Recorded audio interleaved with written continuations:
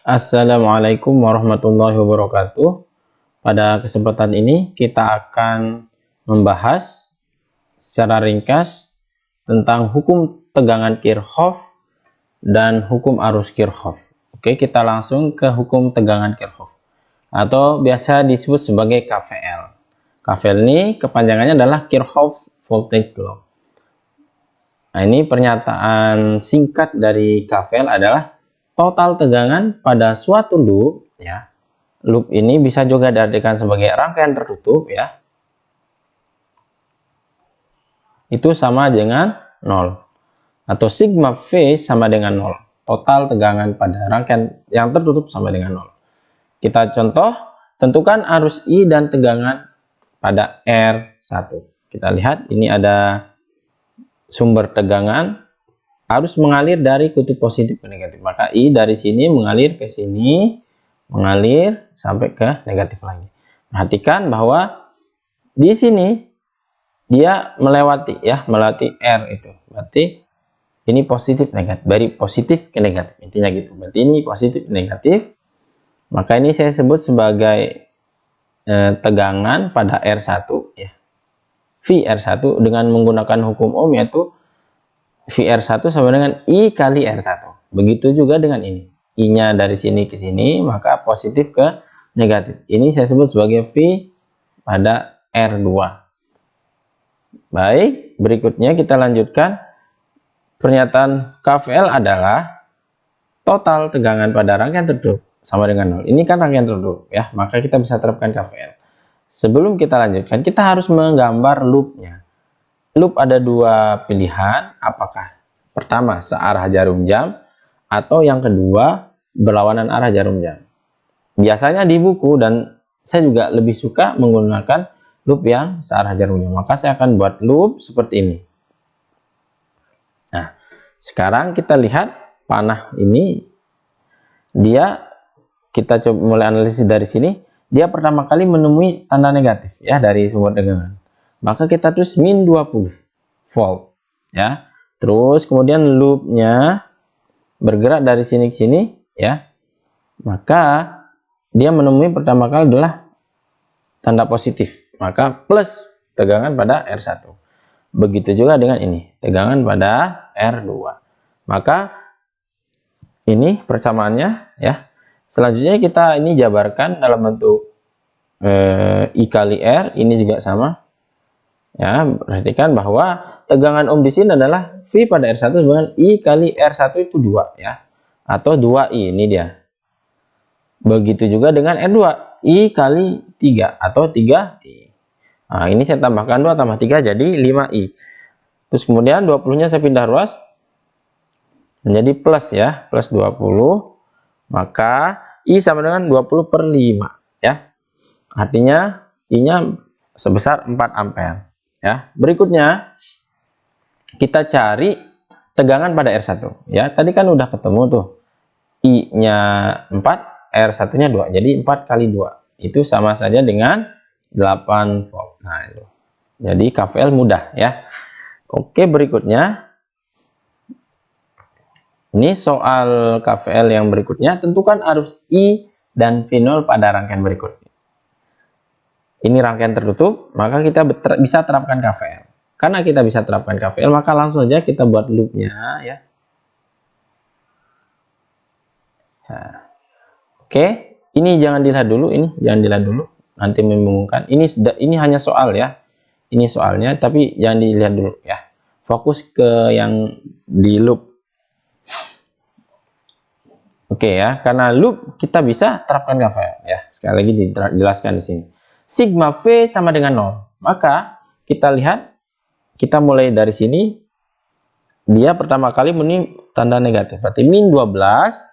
Terus ke sini dia loopnya kan dari sini positif negatif. Maka tegangan di sini adalah I ya kali 4 karena R-nya 4. Ya, terus kemudian di sini dia menemui positif dulu, maka 2V0 ya. Ini 2V0 ya, biar nggak bingung.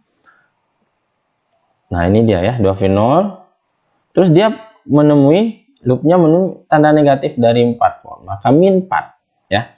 Kemudian dia ke sini ya, karena ini adalah R, maka otomatis kita selalu mengambil positif itu untuk yang pertama kali dia temui oleh ujung loopnya.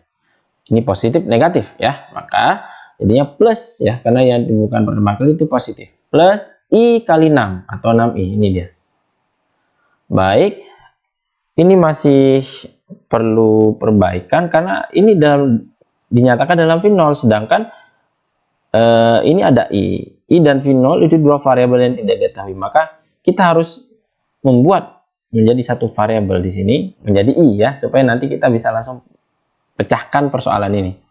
Maka kalau kita lihat V0 itu kan ini nih, V0 itu kan hukum ohmnya I ya, yang melalui di sini I kan R-nya 6 ya. Tapi perhatikan ya, tapi dia, sorry ini kurang tepat kayaknya ya, bukan berlawanan arah, tapi dia yang pertama kali ditemui loop ya. Jadi yang pertama kali ditemui oleh loop itu tanda negatif dari V0. Hati-hati tadi ya, maka saya bilang ketika analisis loop yang pertama ini jangan dilihat dulu. Sekarang kita mau mencari V0 atau kita nyatakan V0 dalam besaran I ya. Nah, loop ini kan pertama kali begini nih, sini. Nah, terus menemui V0. V0 ternyata yang ditemui itu tanda negatif yang pertama kali, maka V0 itu harus negatif ya. Maka V0 itu min 6I ya. Ini karena min ini dari itu. Dia pertama kali yang ditemukan tanda negatifnya oleh si loop tadi ya. Maka sekarang saya masukkan V0 itu ke persamaan persamaan loop yang di atas. Nah, ini saya ganti dengan min 6i ya. Maka ini menjadi min 12i ya. Min 12 ini tambah min 4 min 16. 4 tambah 6 10. Min 6 kali 2 min 12i. Ini jadi min 2 ya. Maka 16-nya saya pindah menjadi positif. Plus 16 ya. Jadi plus 16 per min 2. Sama dengan 8 ampere. Jadi arus yang mengalir min 8 ampere. Apa tanda negatif di sini adalah bahwa arah arus itu berlawanan dengan loop yang kita buat. Loopnya kan ke sini nih. Berarti arusnya berlawanan arah, arusnya ke sini. Nah, jadi yang benar arusnya ke sini ya, bukan ini. Harusnya ke sini. Sesungguhnya seperti itu ya. Nah, begitu ya. Jadi itu tanda negatif, jangan bingung ya. Kemudian kita mencari tegangan V0. V0 itu ini kan. Nah, udah kita temukan I-nya.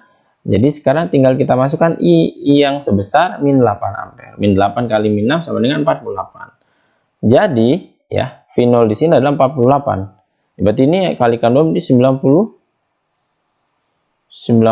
volt ya, sangat besar. Jadi wajar arusnya ke sini karena ini tegangan tertinggi di sini ya. Oke, kita lanjut. Sekarang kita menuju ke hukum arus Kirchhoff atau KCL. Ini pernyataannya, jumlah arus yang masuk melalui simpul itu sama dengan jumlah arus yang keluar dari simpul tersebut. Nah, ini pernyataan matematisnya sigma I masuk sama dengan sigma I keluar. Nah, ini contoh ya. Saya punya arus, misalkan ini I1, ini I2, ini I3, ini I4, ini I5. Ini simpulnya nih, ya, ini simpul. Maka kalau kita lihat ini yang masuk menuju simpul itu yang mana ini? Ya, sedangkan yang keluar itu ini ya, I3 sampai 5. Maka persamaan KCL-nya menjadi ini ya. I1 plus I2 sama dengan I3 plus I4 plus I5. Oke. Kita akan lihat contoh rangkaian lain ya. Apakah semua rangkaian bisa diberikan atau diterapkan KCL? Nah, kita lihat. Ini ada suatu rangkaian seri ya, R1 R2 dihubungkan dengan VDC. Nah, perhatikan. Tidak ada percabangan arus ya. Ini kan harusnya begini nih. Ini ya, I terus ke sini, terus ke sini. Arusnya tidak bercabang sama sekali ya.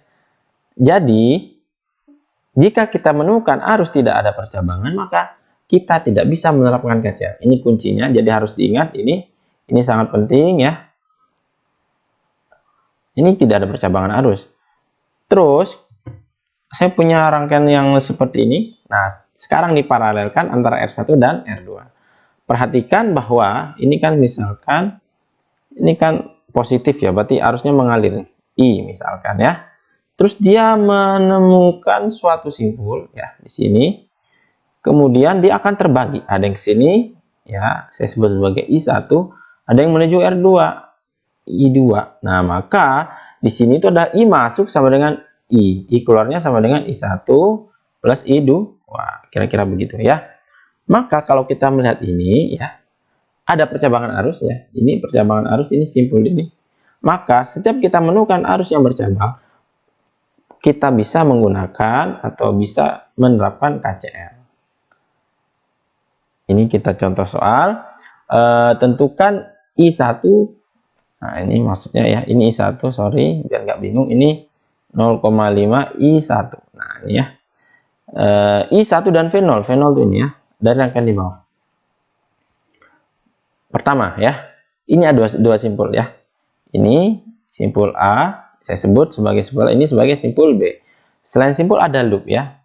Ini ya, misalkan saya membuat loop seperti ini loop 1, ini loop 2. Nah, maka kita bisa membuat seperti ini ya. Karena ada percabangan arus, perhatikan ya. Lihat, ini kan arus nih. Masuk ke sini. Nah, ini sebesar 0,5 I1. Terus ada juga arus sini ke sini. Sebesar 3 ya. Semuanya masuk ke simpul A. Keluarnya menjadi I1. Nah, perhatikan ya. Maka kita bisa menerapkan KCL kan ada percabangan arus tadi ya. Ini sorry. Ini ya. Plus ada percabangan arus ya. Nah, sekarang pada simpul A kita terapkan KCL ya. Jadi KCL itu kita terapkan per simpul. Ingat, KCL itu per simpul. Bisa juga di simpul B ya. Jadi kita fokus di arusnya, arus masuk dan keluar. Maka kalau kita lihat yang masuk itu kan ada 0,5 I1 dan 3. Maka ini saya jumlahkan, yang keluarnya adalah I1 ya. Jelas? Ini saya pindah ruas ke kanan jadi min 0,5 I1. Jadi sisanya ini kurangnya jadi 0,5 I1 ya. Sekarang 0,5 saya pindah ruas, jadi I1 sebenarnya 3 dibagi 0,5 atau setara dengan 6 ampere. Jadi I1-nya ketemu 6 ampere ya. Jadi arusnya ini 6 ampere ya. Ini 6. Cuma kita nggak tahu I1 dan I2-nya berapa. Ya. Sorry, bukan I2, sorry. I1-nya berapa? Berarti tinggal kita tambahkan dengan 3. 6 tambah 3 adalah 9. Sorry, mohon maaf. Ini sorry, saya salah sebut. 0,5 I1, ini 3 ya. Ini 6 ya, benar ya. Oke, kita lanjut. V0. V0 ini tegangan melalui R4 ohm ini ya. Maka kita cukup terapkan hukum ohm ya. Hukum ohm. Maka hukum ohm adalah V0 sama dengan I kali R. Ya, di sini yang mengalir adalah I1. R-nya 4. I1 kali 4. I1-nya itu 6. Ya, 6 kali 4 sama dengan 24 volt. Jadi di sini besar tegangnya 24 volt. Oke, itu saja yang bisa saya sampaikan. Sekian, wassalamualaikum warahmatullahi wabarakatuh.